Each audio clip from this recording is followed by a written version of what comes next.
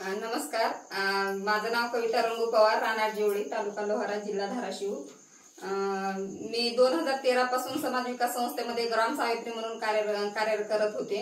आणि हळूहळू मला ग्राम सावित्री म्हणजे नेमकं काय त्या विषयावर चर्चा करून वाघ सरांशी संपर्क साधून म्हणजे सारखा मीटिंगला वगैरे बोलवून घेतल्याच्या नंतर मला ते समजलं.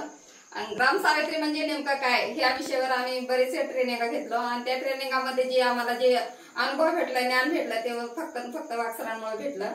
आणि आमच्या संदर्भात जेवढे केसेस आलेले होते ते केसेस सॉल्व्ह करण्यासाठी आम्ही स्वतः महिला मंडळ उमाताई यांनी मला ओळखायचे महिला मंडळ म्हणून. आणि आम्ही वाघ सरांना संपर्क साधायचे, सर असं केसेस येतात ना, कसं करायचं, काय करायचं ह्या संदर्भात आम्ही वाघ सरांना सारखं चर्चा करत होतो आणि अजून बी करतोय. दुष्काळाच्या वेळेस म्हणजे 13 दुष्काळ पडला ना, दुष्काळाच्या वेळेस काय मदत घ्यावी, त्यांच्याकडून काय करावी तुम्हाला सुचवलं. तुम्ही आम्हाला सांगितलं मग ट्रॅक्टरचं खाद, बी बियाणं, पाण्याची व्यवस्था, विहिरी पाडून देणं ही तुम्ही शेतकऱ्यांना पण मदत करून द्या. आणि त्याच्यामुळे पण आम्ही तुमच्याकडे न पोचता आम्ही स्वतःच इथं आम्ही केसेस सॉल्व्ह करू लागलो. कारण का अभ्यास तुमचा, शिक्षण तुमचं होतं म्हणून त्याच्यापासून आम्ही पुढे गेलो.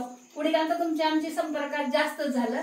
त्याच्यामुळे ते आम्ही पुन्हा परत तुमचा वाढदिवस निमित्तानं आम्ही तुम्हाला आमंत्रण दिलं. तुम्ही आग्रह करून आमंत्रण दिल्यानंतर तुम्ही आमच्यापर्यंत पोहोचलं आणि त्याची छोटी मोठीशी काहीतरी भेट द्यावं किंवा अनाथ मुलाला काहीतरी त्याचा आपल्याला 1-2 रुपयाचं काहीतरी त्याचं लागावं, अन्न पाणी हे देण्यापेक्षा कपड्याची मदत म्हणून कविताताईने त्यांना देण्याचं मान्य केलं. तर ते त्यांनी काय दिवं वाटेल त्यांनी किती लाखाचं दिलं हे त्यांच्याकडे राहील. कविताताई, ही एवढी मोठी जी आपण नवीन कपडे घेतलेली आहेत आणि ती वात्सल्य बालगृहाला किंवा समाज विकास संस्था म्हणून किंवा आमच्या मार्फत गरिबांना देण्यासाठी ती काय तुमची कल्पना काय आहे त्या संदर्भात? सर, मला असं वाटायचं तुम्ही म्हणजे आपला ग्रुप आहे त्या ग्रुपमध्ये तुम्ही सारखं मेसेज टाकायचं, जुने कपडे तरी गोळा करायचं किंवा ते लेकरांना देण्यासाठी वगैरे. पण त्यावेळेस वाटायचं जुने कपडे कसं द्यायचं, जुने कपडे दिले तर ते पुढचे काय म्हणतील की कोण फाटलेले देतात, कोण कसे देतात, कोण कसे देतात.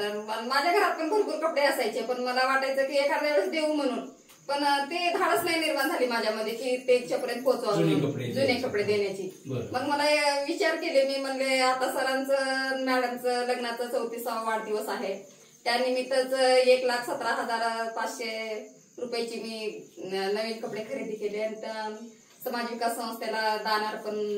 धन्यवाद. मुलापर्यंत पोहोचावं.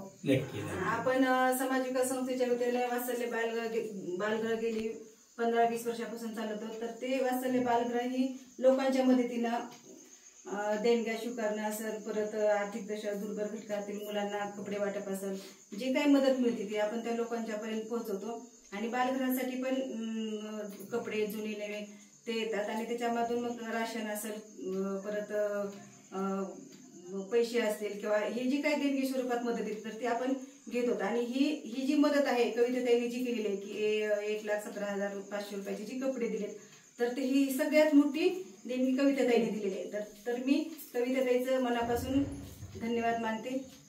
धन्यवाद. मित्रांनो, खऱ्या अर्थाने माझ्या आयुष्यातली सगळ्यात मोठी देणगी मिळाली. 34वा वाढदिवस साजरा करण्यासाठी फोन करून जिवळी, तालुका उमरगा, जिल्हा धाराशिवमध्ये बोलवलं.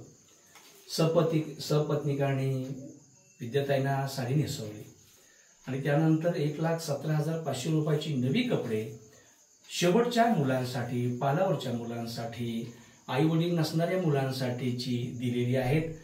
खऱ्या अर्थाने 34 वर्ष समाजसेवा केल्याचं हे प्रतीक आहे. तर मी मनापासून पवार कुटुंबाचं धन्यवाद व्यक्त करतो. थँक्यू.